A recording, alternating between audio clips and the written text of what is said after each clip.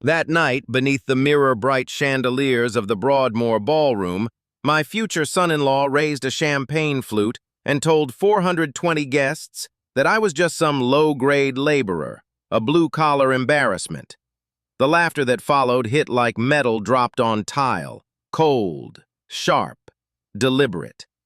I stood there in my faded flannel under the hot lights and realized some slaps don't need a hand, just a sentence.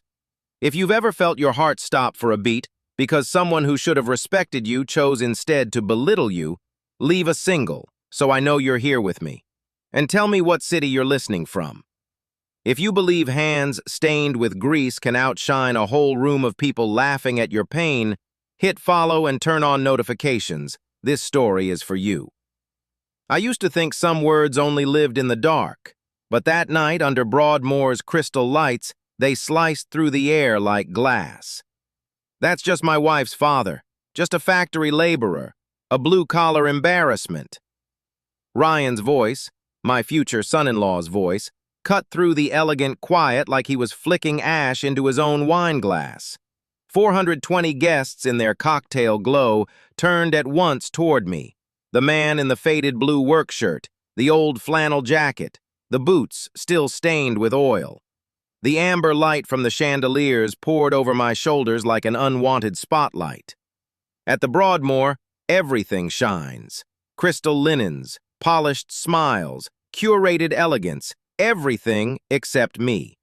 A dark flicker in a room full of polished people. In that moment, even the silverware paused. A martini slipped from someone's hand and hit the thick carpet with a dull thud. Not broken, the Broadmoor uses good carpet, but loud enough to draw more eyes. I didn't speak. I didn't move. Silence. Complete silence. Ryan didn't stop. He swirled his champagne, leaned closer to the man beside him, a man I didn't recognize, but by the custom-tailored suit and the aerospace division lapel pin, I understood exactly who Ryan was trying to impress. He works at some steel plant in Boulder factory line. You know the type. Ryan said it with a half-laugh, half-sneer, as if marrying my daughter was an achievement above his class that deserved applause. A cold thread crawled down my spine, though the room was warm from the heaters. When I looked around, I saw what Ryan didn't. A guest in the far corner raising his phone, camera pointed straight at us. A moment like that would outlive any wedding. Whispers spread like paper cuts. That's the bride's father. He really said that out loud, God, in front of everyone. I breathed in slowly, catching the scent of polished wood and white orchids.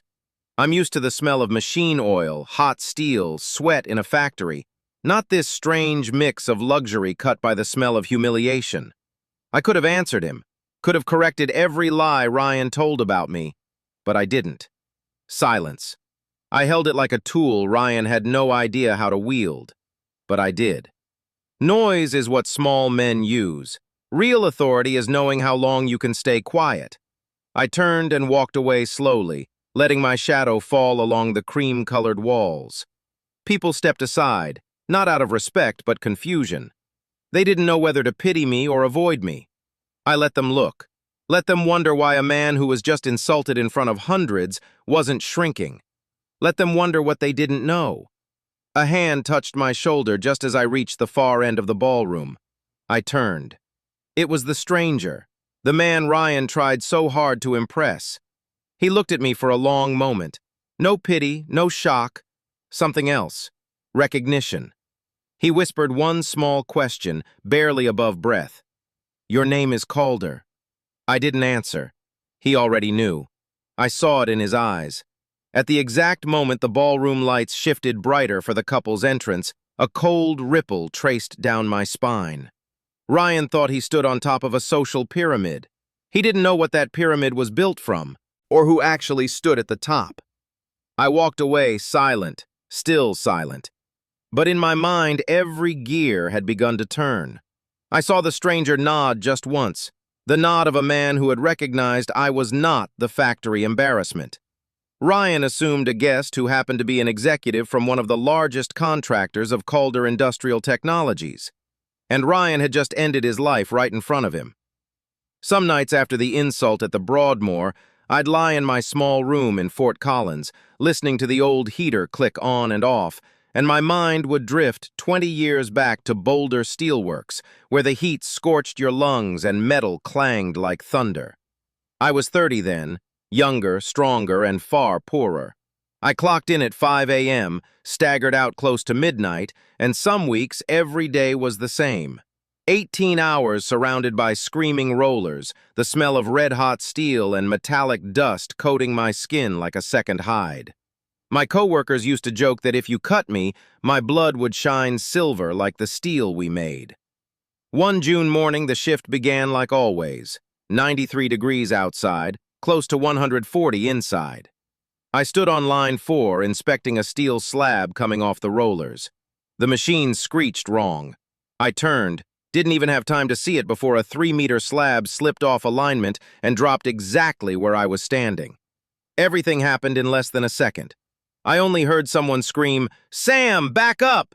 before the whole corner of the shop went dark. If my foot had been half a step slower, they would have carried me out in a black bag.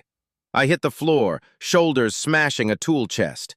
The impact knocked the breath out of me, but the sound of steel slamming into the concrete beside my head still chills me to this day. Miguel, the old Mexican mechanic, was the one who dragged me clear. Later, he gave me a beaded charm he'd made, said it would keep death off my shoulders.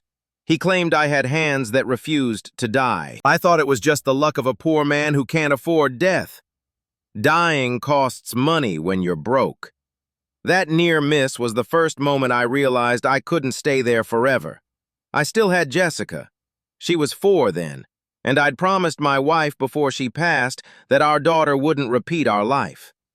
I had no degree, no pedigree, nothing except calloused hands and the growing certainty that if I didn't carve another path, my life would be nothing but the sound of steel rollers until the end. The opportunity came in the shape of a man in a blue work shirt, smelling of machine oil. Carter Ellis, the owner of a small mechanical parts startup in Loveland.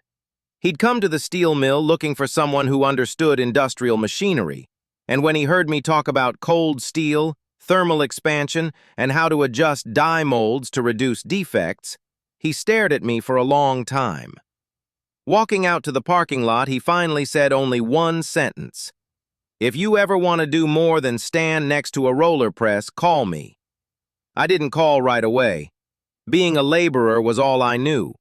Stepping outside that narrow safety zone was terrifying.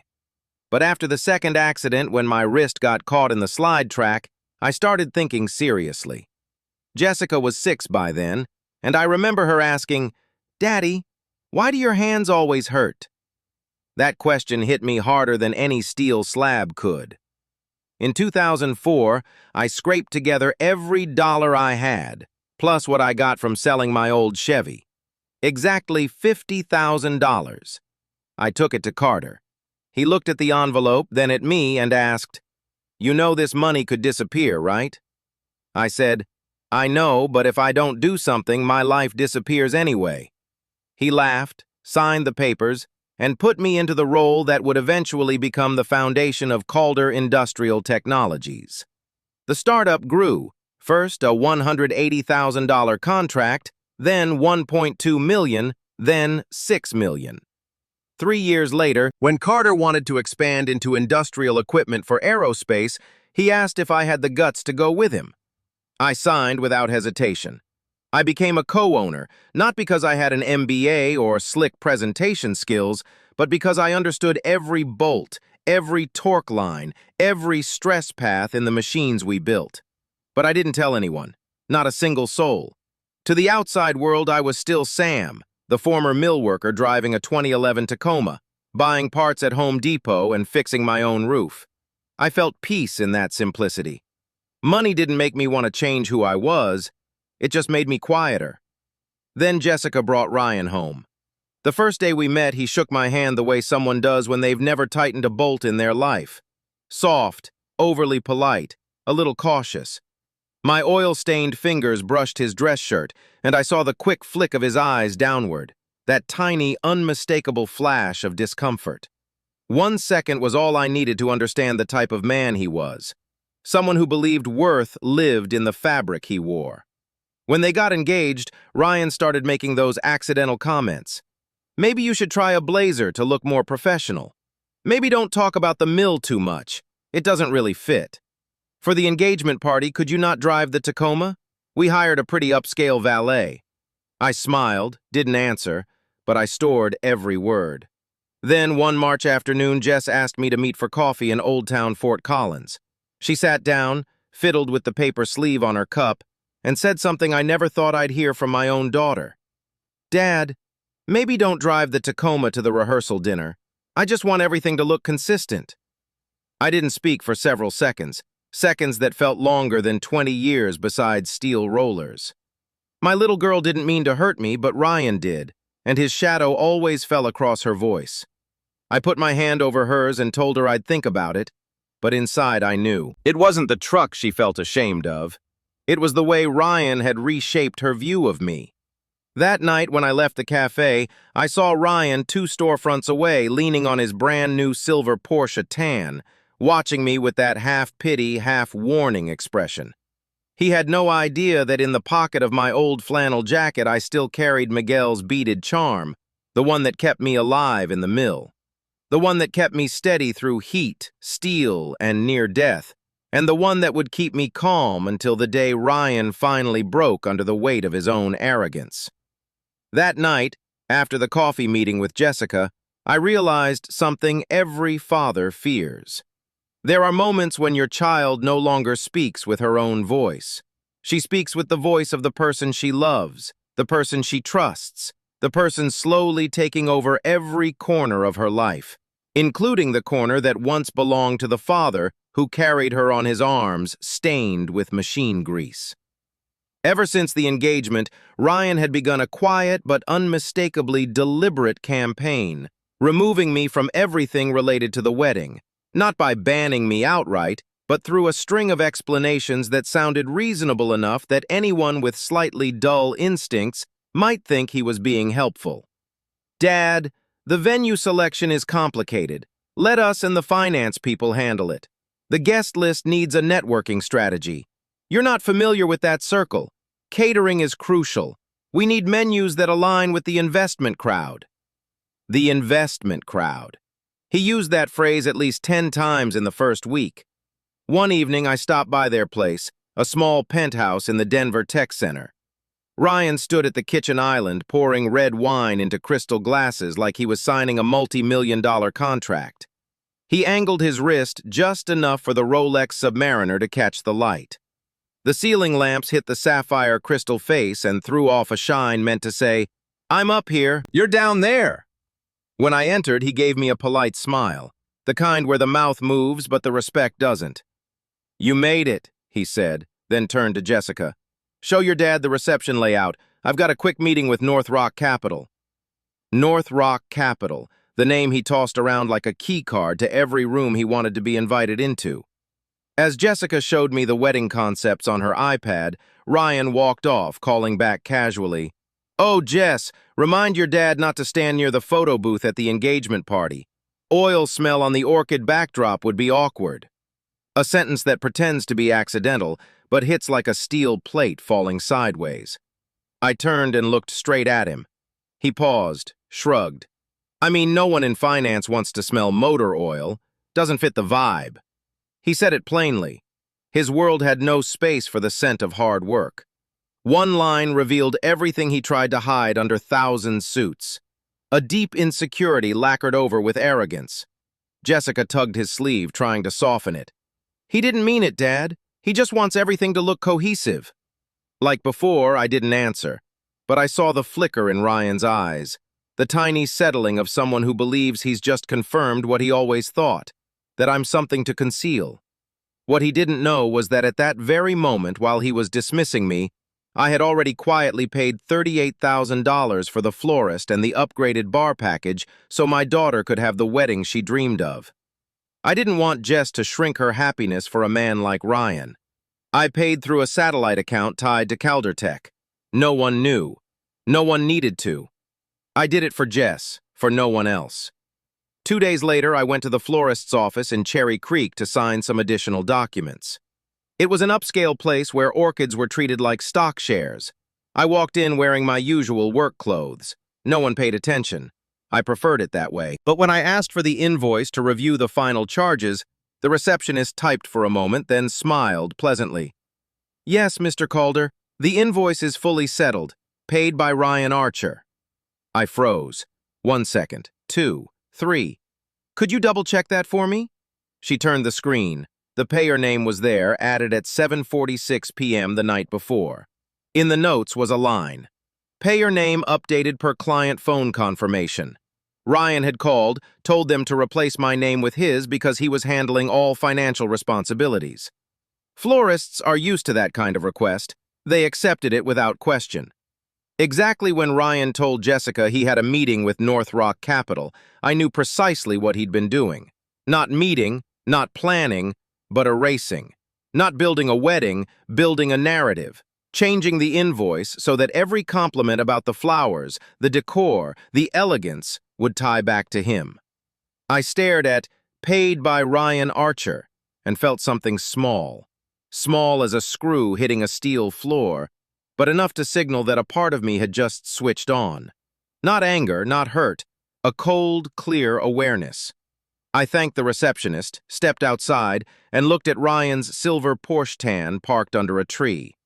Sunlight glinted off the paint, shining like a never-ending brag. Ryan thought removing my name would erase my worth. But some values don't live on invoices, values that don't depend on signatures, values that only wait for the right moment to speak. That night, when the florist emailed the final confirmation, I noticed one extra line the receptionist hadn't mentioned.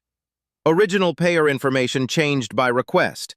Request made by R. Archer, at the exact time he was in a meeting. That's when I knew this wasn't thoughtlessness. This was a declaration of war.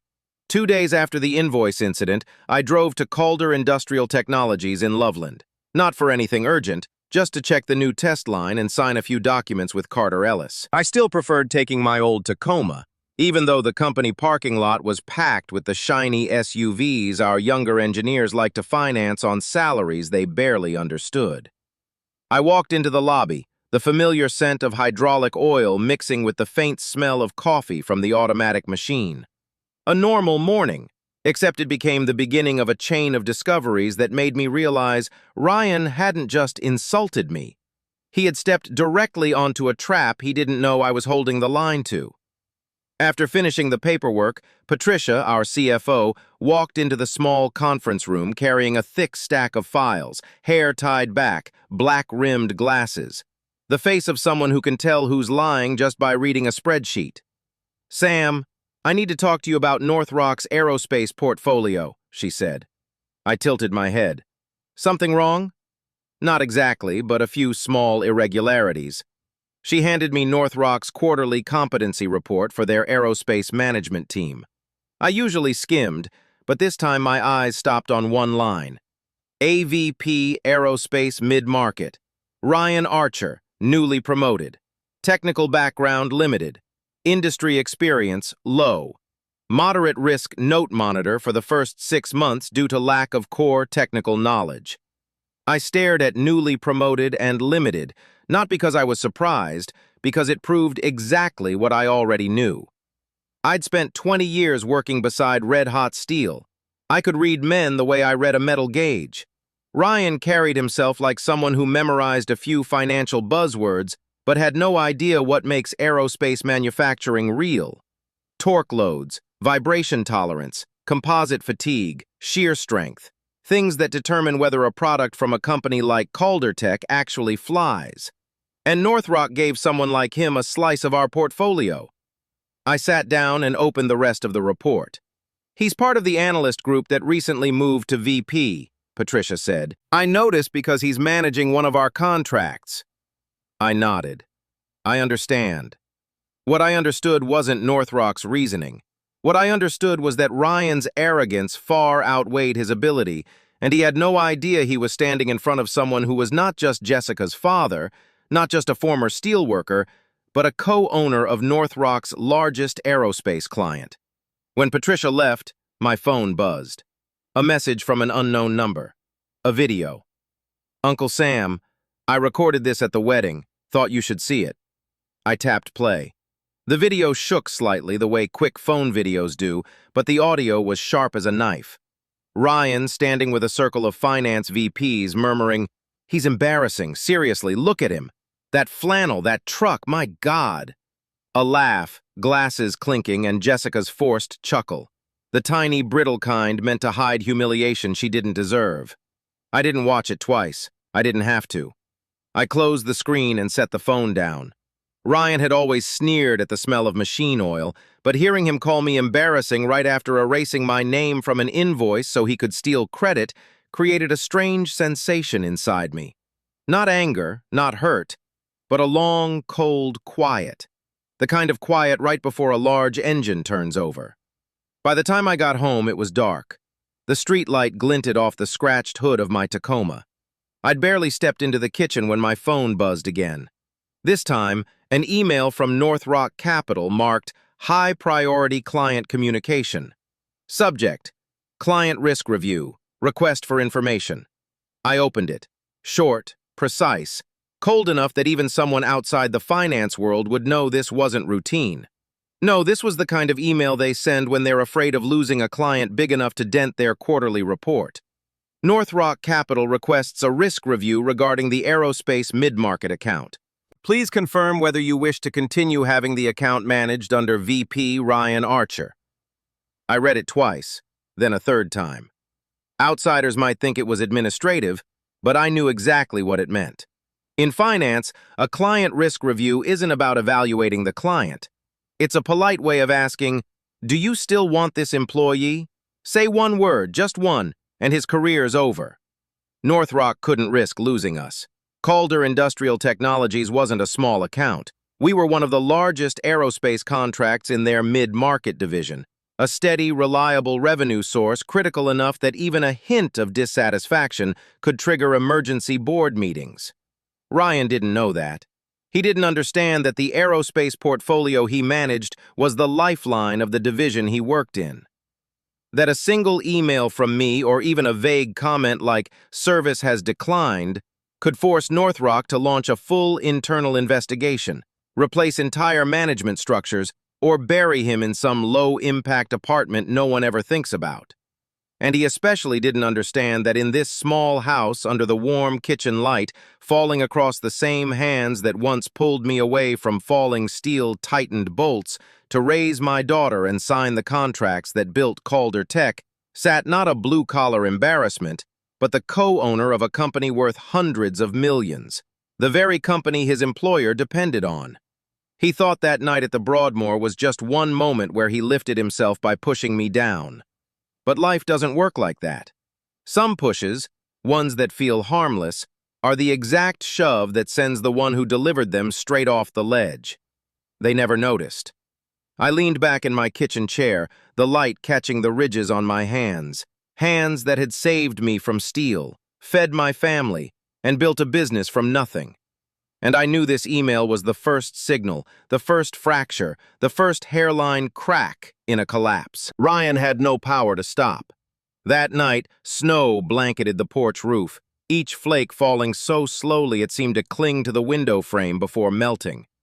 I sat alone in the kitchen, the warm yellow lamp casting a tilted shadow across the old wooden table. On my phone screen, North Rock's client risk review email was still open. The cold phrasing sharp enough to slice through the still air. I thought the night would pass quietly, but at 12:47 a.m. my phone began to buzz. The name on the screen, Ryan Archer. 3 missed calls. The fourth call came before I could take a breath. I answered. Ryan's voice came through without a greeting, just the sound of breathing laced with alcohol and that counterfeit confidence young finance men mistake for actual power. "Sam," he said, dragging out the S like he was tasting some overpriced liquor. He thought only his kind had the right to appreciate. "I want you to understand you don't belong in this world." I leaned back in my chair, eyes drifting to the front yard where my Tacoma sat under a thin sheet of snow. I said nothing. I let him talk like I always had. I already made it clear, Ryan continued, his voice smooth and polished like the surface of a freshly detailed Porsche. You're level. I don't know who made you think you get a say in anything involving us. He inhaled sharply, then slipped into the patronizing tone he reserved for people he believed were beneath him. You should know your place, Sam. Factory men don't belong here. People like you should stay behind your own line.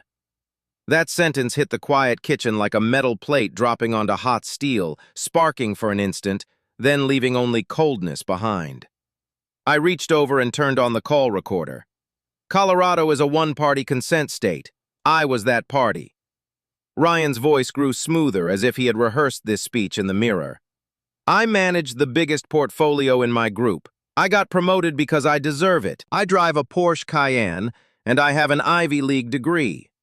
I go places, men, as you will never set foot in.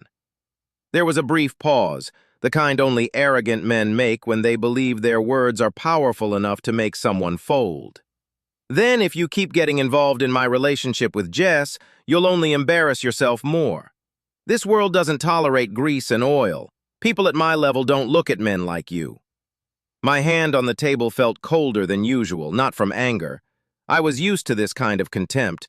But because I knew what Ryan had just given me wasn't an insult, it was a gift, a piece of evidence, a puzzle piece I never asked for, but one he delivered straight into my hands. Are you even listening? Ryan snapped, irritated that my silence didn't bend the way he expected. I closed my eyes and let out the kind of slow breath the steel mill had taught me. Steady, controlled, cold enough to make metal contract. My voice was soft, very soft, but clear enough for him to hear every word. I understand now, Ryan. He froze. Not because he understood, he didn't, but because he didn't expect the man he insulted to respond without flinching. I looked at my grease-stained hands, the same hands that pulled me away from falling steel, fed my daughter through brutal shifts, and built a company standing shoulder to shoulder with the aerospace industry. Then I spoke again, drawing the final line between us, each word deliberate and heavy. Tomorrow, I'll show you my world. I hung up. No hesitation, no added explanation. Outside, the snow kept falling, but in my mind, the gears had already begun to turn. Slow, precise, unchangeable. The next morning, when Denver's sky was still covered in a pale layer of fog, I sat alone in the kitchen with a mug of black coffee, no sugar, the same taste that had followed me through 20 years at the Boulder Steelworks. In the early morning silence, I understood that last night's client risk review email from North Rock wasn't a warning. It was a summon, a type of email sent only to clients they cannot afford to lose. I picked up my phone. 3 calls, 3 people, 3 links in the chain to build a strike of justice a junior VP like Ryan Archer could never see coming. The first call was to Martha Hale, our corporate attorney. She picked up quickly. I said, I need a corporate file strong enough to make North Rock read it in a posture of fearing they'll lose us. Martha understood immediately. I listed every item: company structure, ownership docs, voting rights, compliance logs, meeting notes, and especially the contract summaries for the aerospace division. The second call was to Patricia, the CFO. I requested every document that showed the performance and risk profile of the portfolio Ryan was managing. She didn't ask why. She only said, I'm on your side. The third call was to Victor Rowan, Director of Aerospace Contracts. I asked for a summary of every aerospace deal North Rock was holding. Victor went quiet for a few seconds and then said one sentence. You're going to show them who actually feeds them, aren't you? By 9:30 a.m., Caldertech was running like a steel machine, freshly oiled. Martha sent over the corporate structure, highlighting my veto power on multiple strategic items. Under the shareholder agreement, I signed with Carter in the early days. Any decision affecting the aerospace division required my signature. Patricia sent ownership documents confirming I held 21% of the company, a stake that forced North Rock to treat me as a VIP client, one at the level that must not be lost under any circumstance. Victor sent 22 aerospace contracts worth over $240 million, all under the portfolio Ryan was responsible for. Patricia added compliance logs, including 2 internal warnings issued to North Rock for faulty risk analysis. All of it sat in a nearly 60-page file right in front of me. This wasn't the complaint file of some small client. This was the kind of file that when a financial institution receives it, their system is required to flash red.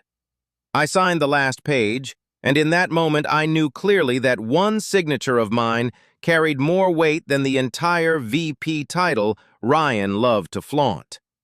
At 1:12 p.m. that same day, North Rock Capital received the packet with the subject line, Formal Concern Notice Client Portfolio Management, from Calder Industrial Technologies, co-owner Samuel Calder. Immediately, North Rock's internal system registered, escalated to senior management. Immediate review required. They understood what it meant. If a VIP client spoke up, the career of the VP managing that portfolio was at risk of ending instantly. Ryan had no idea. He thought the night at the Broadmoor was just another chance to brag about his success. He never understood that he was insulting the one man capable of shaking his entire division with a single email. I stared a long moment at the words, Client Risk Review, then allowed myself a very small smile. North Rock wanted to evaluate risk. Then I would show them what real risk looks like. Within 10 days after North Rock received the formal concern notice, the domino effect began to fall. At 9:14 a.m., the first email was sent to upper management. An aerospace client in a $42 million per year contract, one of North Rock's most important accounts, requested a reassignment. To outsiders, it's just a change of personnel. But to people in the industry, it means the current VP is no longer competent or no longer trusted enough to handle the account. In plain terms, a loss of confidence. Ryan was the person managing that account, and this was the first crack. By the third day, the situation shifted from cracking to complete fracture. A private equity firm specializing in aviation, one North Rock valued highly, sent notice to withdraw all portfolios under Ryan's management. Their reason was short: lack of technical comprehension. In the financial world, this is the death sentence for professional credibility. In other words, they believed Ryan didn't understand the product he was selling. By the fourth day, the entire North Rock building began to talk. The risk team, the department the whole company fears, officially opened an investigation. When the risk team gets involved, nothing is light. Every email, message, report, and portfolio connected to Ryan will be examined word by word. The remarks belittling workers, belittling technical fields, belittling clients, all become legal and reputational risks. At 3:48 p.m., Ryan was called into the glass conference room where 2 senior managers waited. They asked about the lost client, asked about the reasons accounts were leaving, asked why a private equity firm assessed him as lacking technical understanding. Finally, the manager opened an iPad and played the clip. Ryan standing at the Broadmoor in front of 420 guests, mocking me as just a factory laborer. Those 6 seconds were enough to burn down his entire professional image. That night, Ryan called me once, twice, 3 times, 4 times I let the phone ring. Silence not because of satisfaction, silence because it was time for Ryan to hear the voice of the consequences he created. By the 7th day, when the investigation reached its most critical phase, North Rock sent the final document. Sharp, concise, and always a warning of major fallout. Mandatory conduct review. Ryan Archer. Anyone in finance knows when this email appears, everything has gone beyond control. I looked at the subject line and knew the iceberg Ryan built for himself had finally surfaced. And this time, no one would be able to pull him out, especially when he was the one who pressed the button to sink. That afternoon, the Colorado sunlight stretched across my driveway like a thin layer of honey. I was lying half under my 2009 Tacoma, tightening the intake manifold bolt, my hands covered in oil. The same smell Ryan used to pinch his nose at and call the scent of the lower class. Suddenly, the engine of a Porsche Cayenne Turbo roared outside. then brake so hard gravel scattered everywhere. Ryan stepped out. Gone was the confident North Rock VP who spoke like a superior at Broadmoor. His shirt was wrinkled, his tie crooked, his eyes bloodshot. He looked exactly like someone who had just lost his entire footing. "Sam, we need to talk," Ryan said, trying to steady his voice, but failing. I slowly slid out from under the truck, wiped my hands on a rag, not looking at him yet. I knew this scene.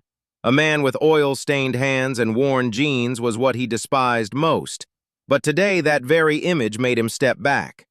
"Sit." I pointed at the old wooden chair in the garage. Ryan sat restless, looking around the garage as if searching for answers among the wrenches and screw boxes. Then he spilled everything at once. Clients leaving, 2 portfolios reassigned, a private equity firm dropping him, the risk team launching an investigation, the Broadmoor clip circulating internally, his superiors doubting his ability. "Sam, this all happened too fast. Nobody gets hit like this in 3 days. Who did this?" I let him talk. I didn't interrupt, didn't comfort, didn't deny. I simply walked to the red Snap-on toolbox, opened it, and took out a black folder, thick but not enough to reveal everything. I placed it on the wooden workbench in front of him. He looked at it like it was a verdict. I opened the folder and flipped the first page. Calder Industrial Technologies. Internal Correspondence. Ryan skimmed it.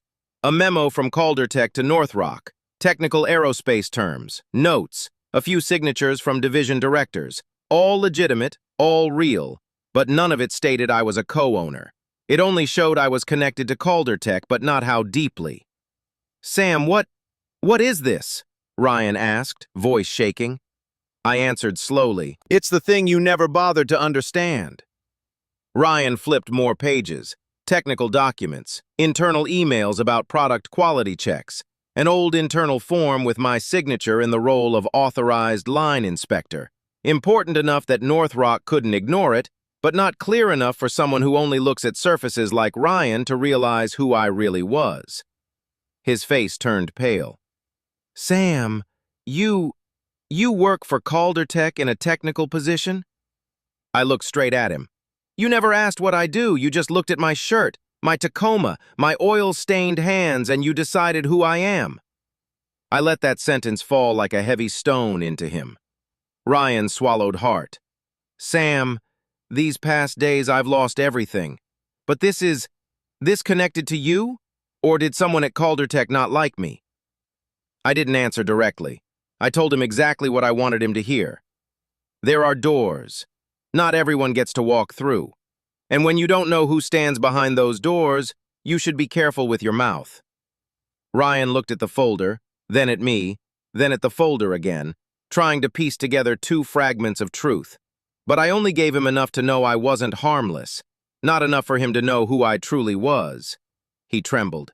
"Sam, please help me. I don't know what's happening anymore." I closed the folder gently, but the metallic click when I dropped it back into the toolbox sounded like a verdict. Then I stood straight, looked at Ryan. "This isn't the real lesson." Ryan looked up, voice small like a child. "Then what's the real lesson?" I tilted my head slightly, the garage light casting across my face. "The real lesson happens Monday morning." Sunday night, I sat alone in the small workspace next to the kitchen, the warm, yellow desk lamp spilling over the thick stack of documents I had gathered all week.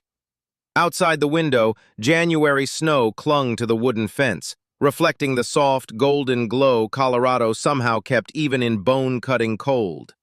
I picked up the red pen, the same kind I had used for 20 years logging shifts at Boulder Steelworks, and began marking the things Ryan had said to me. Just a factory laborer, embarrassing blue collar.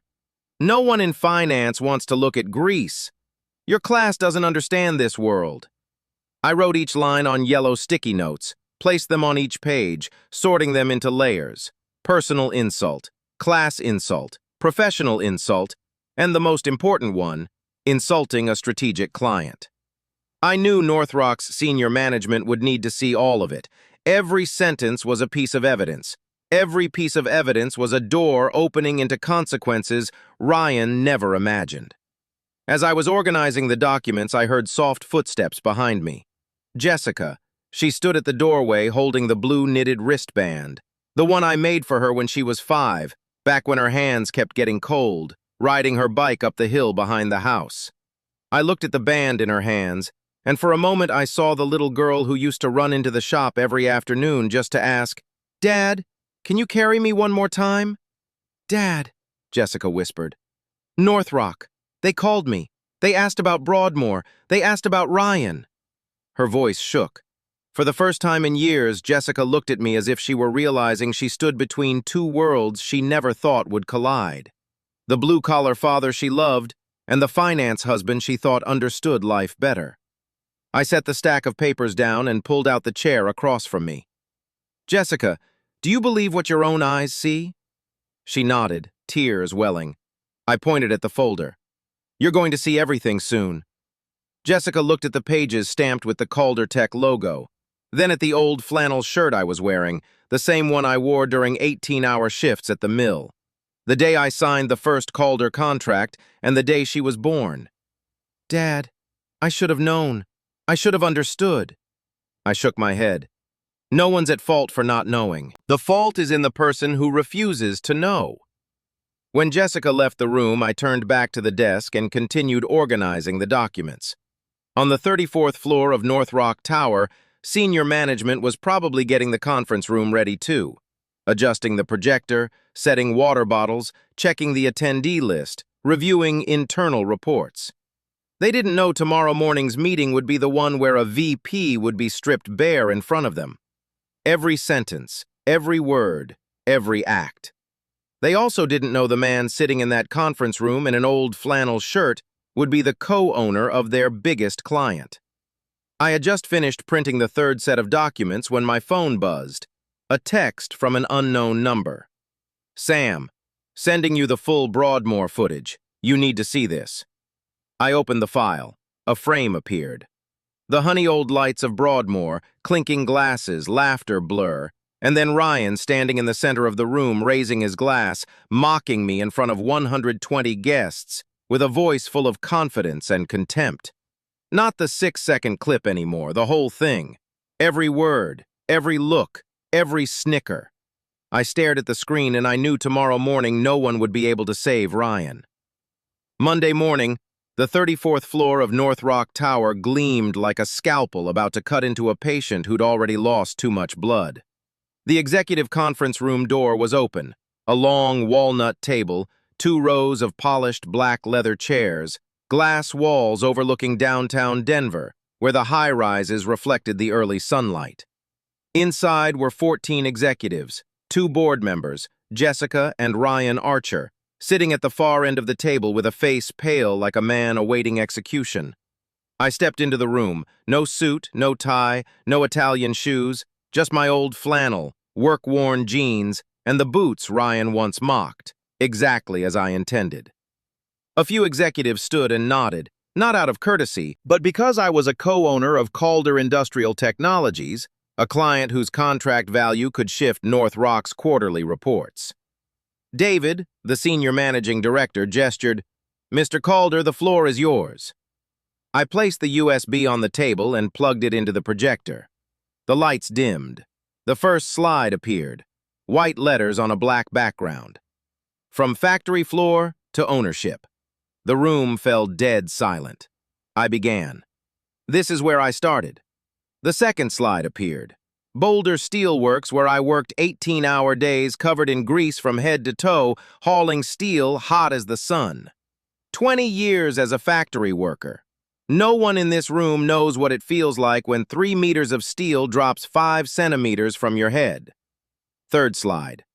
The day I signed the first investment contract with Calder Tech.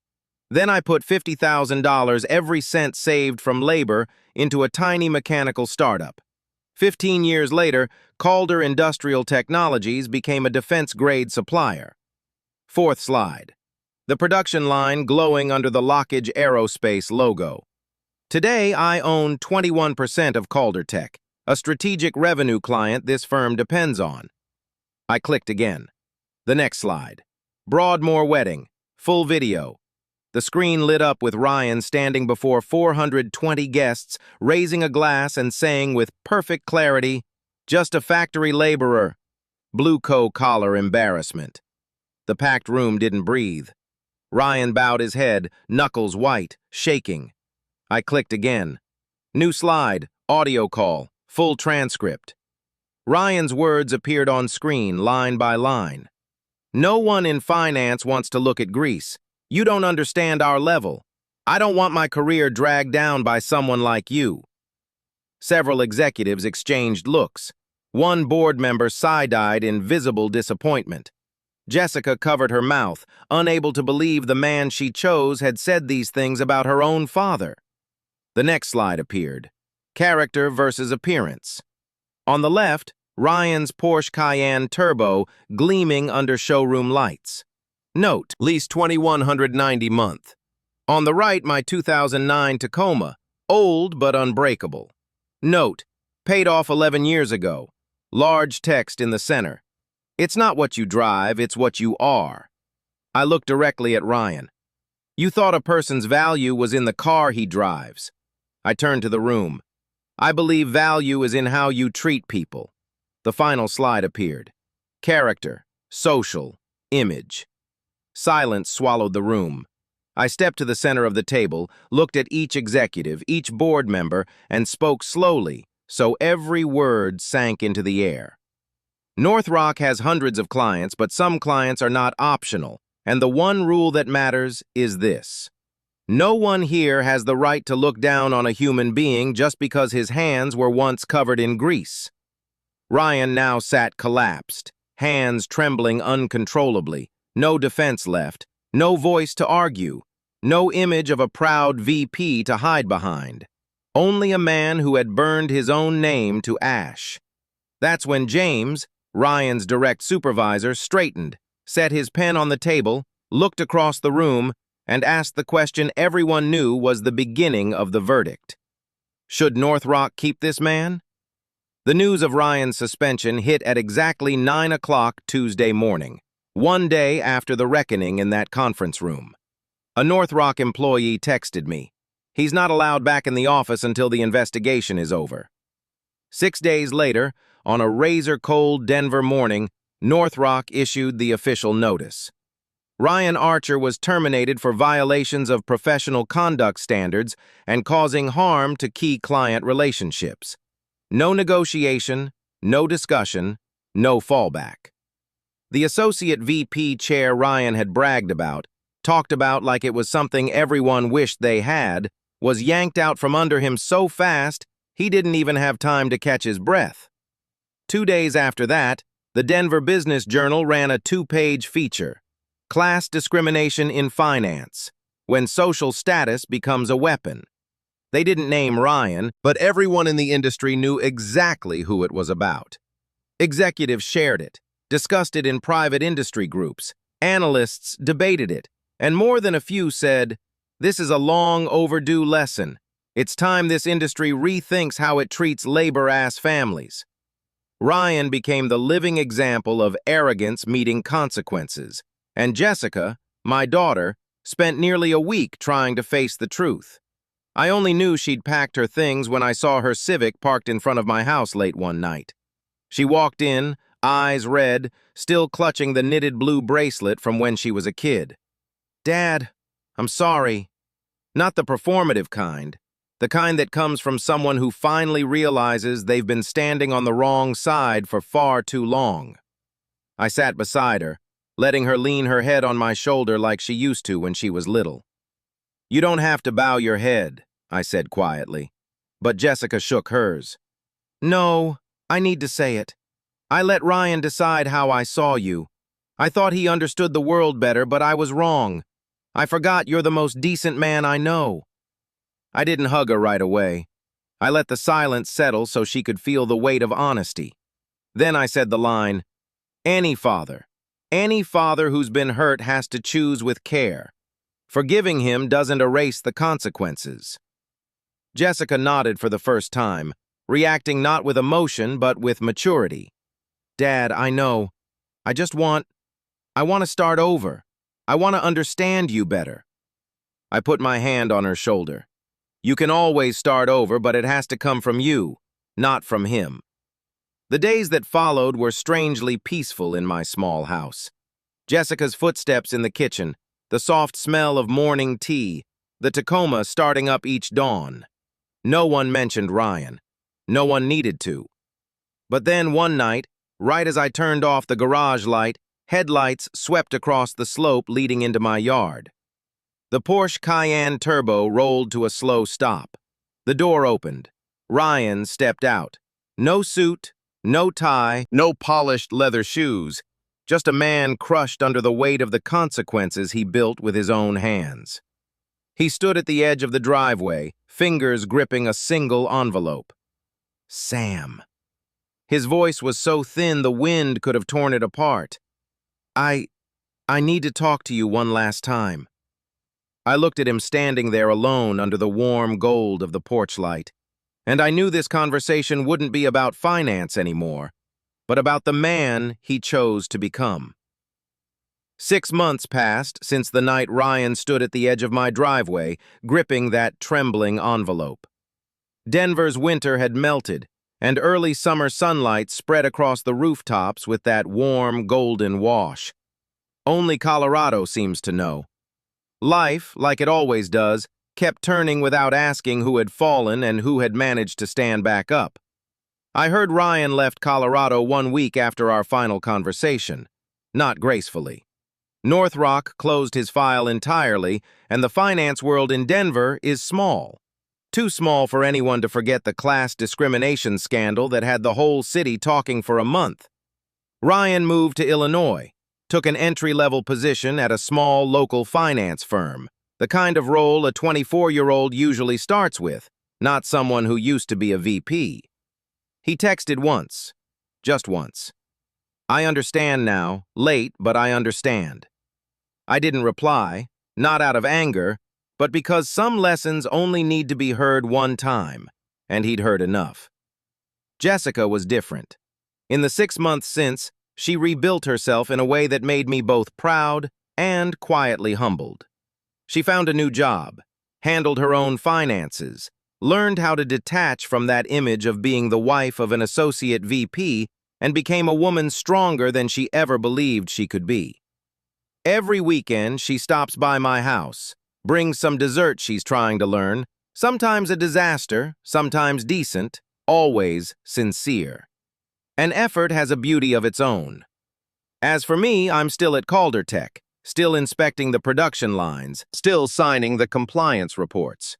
North Rock now approaches with both respect and caution. The machines in the plant still rumble with that steady, familiar rhythm, the sound of a life built by hand, by sweat, by a stubbornness that never asked anyone for pity. Each afternoon, I drive my 2009 Tacoma along the road out toward the edge of town. The faded dashboard catching the orange light, the wind carrying the faint metallic scent of far-off industrial yards. Not glamorous, not polished, but real. Still the same old flannel shirt, still the same oil-stained hands, still the very things Ryan once used to diminish me, and the same things that have kept me standing my entire life.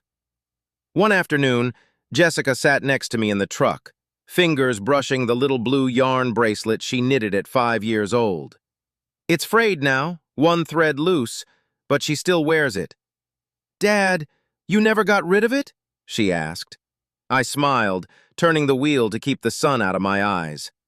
I don't throw away the things that tell the truth about who I am. Jessica looked at my hands, oil-stained, steady, then at the yarn bracelet, one of the last pieces of her childhood still intact. 2 opposite images, yet the same in the way they endure. They don't need to be pretty to have worth. They just need to be real. As the sun dipped behind the Rockies and the amber glow hit the windshield, I told her the one line I wanted her to carry for the rest of her life. Respect isn't something you wear, it's something you live. Then I added the final lesson. Respect is earned, not worn. And that is my story. A man with oil-stained hands, a Tacoma more than a decade old, and a life everyone assumed had only one color. But the truth is that being quiet doesn't mean being weak. Wearing an old flannel doesn't mean losing. Driving an old truck doesn't mean lacking worth. In the end, what lifts a person isn't the name on their business card. It's how they treat the people the world calls small. If you've ever been judged by the clothes you wear, the work you do, or the car you drive, leave it. So, I know you're still here with me, and tell me which city you're listening from. If this story made you pause even for a moment and think about respect, about dignity, about the way people treat each other, hit follow and turn on notifications. I appreciate every single one of you who stayed until the last line. The ones who believe respect isn't something to put on, it's something to live. Thank you for being here with me.